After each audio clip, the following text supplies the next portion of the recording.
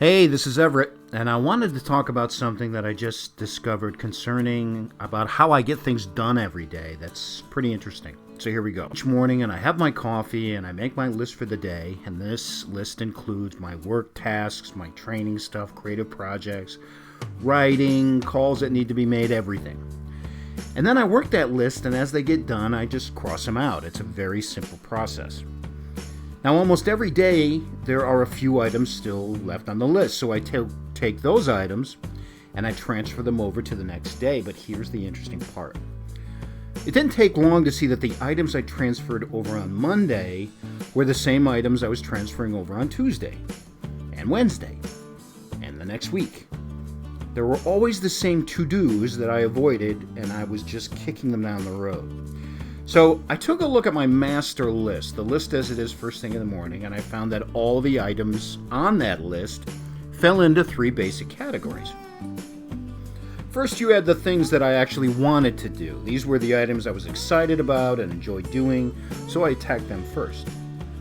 Then the second were the mundane items that were neutral. They didn't really bother me, but I didn't really get excited about them, so I ticked those off as they came on. The third category is the most interesting because this is what I had categorized as bad, and these are the areas I avoided. So I started to look at this bad group of things to do and why I avoided it, because maybe these things were just more complicated than the other ones. Maybe that's why I avoided them. Maybe they were more intricate or required people to get back to me or had several moving parts. Most of these things were just one-step action items, one phone call, one email, filling out one form, but I kept pushing them off because I had labeled them as bad. And my code, my internal code that I programmed, told me that bad were the things that I needed to stay away from. So I drilled down a little deeper, and I found something that these bad to-do items weren't really bad. They were areas that I was just slightly embarrassed about. They were tasks I've been trying to fix because I'd messed something up earlier. They were actions I didn't want others to really know about or be involved in. I had to ask for favors or anything like that was emotional. And as soon as I said that word, emotional, then I realized they weren't bad. They were just emotional.